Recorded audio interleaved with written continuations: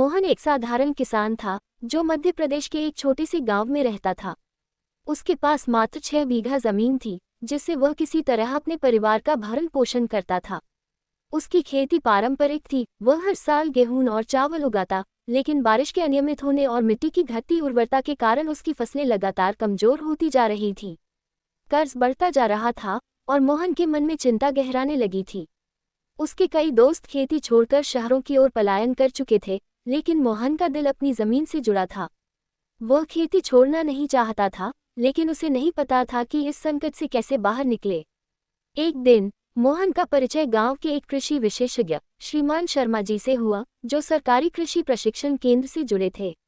उन्होंने मोहन से पूछा कि क्या वह खेती में कुछ नया प्रयोग करना चाहेगा। पहले तो मोहन को संकोच हुआ, लेकिन जब उसने सुना कि आधुनिक तरीकों से खेती करने से लागत कम होगी और मुनाफा ज्यादा मिलेगा, तो उसने इस बारे में गंभीरता से विचार किया। मोहन ने सबसे पहले अपने खेत की मिट्टी की जांच करवाई। रिपोर्ट में पता चला कि उसकी मिट्टी में नाइट्रोजन और जैविक तत्वों की भारी कमी थी। कृषि अधिकारियों की सलाह से उसने रासायनिक खादों की जगह गोबर की खाद और हरी खाद ग्रीन मैन्योरिंग का उपयोग करना शुरू किया। इससे मिट्टी की उर्वरता बढ़ने लगी। फसल में बदलाव, पारंपरिक से आधुनिक खेती की ओर। मोहन ने तय किया कि वह सिर्फ गेहूं और चावल पर निर्भर नहीं रहेगा। उसने अपने खेत के आधे हिस्से में फलों और सब्जियों की खेती शुरू की। इसके लिए उसने ड्रिप इरिगेशन सिस्टम टपक सिंचाई लगवाया, जिससे कम पानी में भी उसकी फसलें अच्छी तरह बढ़ने लगीं। इसके अलावा उसने अपने खेत में शहद उत्पादन, मधुमक्खी पालन और मशरूम की खेती भी शुरू की।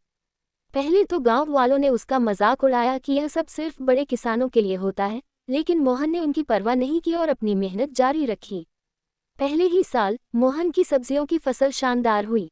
उसने जैविक तरीकों से उगाई गई सब्जियां सीधे शहर के बाजार में बेची, जिससे उसे बिचौलियों के बिना दोगुना मुनाफा हुआ। मशरूम और शहद की खेती ने भी उसे अच्छा लाभ दिया। चूंकि गांव में कोई और यह काम नहीं कर रहा था, इसलिए उसकी मांग ज्यादा थी। मोहन ने जल्दी ही इन उत्पादों की बिक्री के लिए ऑनलाइन प्लेटफॉर्म का भी सहारा लिया, जिससे उसे और अधिक ग्राहक मिलने लगे। अब गांव के अन्य किसान भी मोहन की सफलता देखकर प्रभावित होने लगे। कुछ किसानों ने उससे मशरूम की खेती और शहद उत्पादन के बारे में सीखना शुरू किया। मोहन ने अपनी कमाई से एक छोटा कोल्ड स्टोरेज बनवाया, जिससे उसकी सब्जियां और मशरूम ज्यादा समय तक ताज़ा रह सकें। उसने गांव में ही एक कृषि प्रशिक्षण केंद्र शुरू किया, जहां वह किसानों को जैविक खेती, आधुनिक सिंचाई तकनीक और फसल विविधीकरण के बारे में सिखाने लगा। धीरे धीरे गांव के अन्य किसान भी पारंपरिक खेती की जगह आधुनिक और व्यावसायिक खेती की ओर बढ़ने लगे। इससे पूरे गांव की आर्थिक स्थिति सुधरने लगी और अब वहां से लोगों का पलायन रुक गया। मोहन की इस उपलब्धि को सरकार ने भी पहचाना। उसे राज्य सरकार के कृषि पुरस्कार से सम्मानित किया गया और उसे देश के अन्य किसानों को प्रशिक्षित करने का अवसर मिला। अब वह अपने ज्ञान और अनुभव को दूसरों तक पहुंचाने के लिए कार्यशालाएं, वर्कशॉप आयोजित करता है।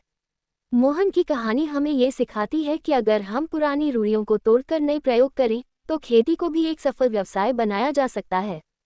जहां पहले मोहन कर्ज के बोझ तले दबा हुआ था, वहीं आज वह एक आत्मनिर्भर और सफल किसान है।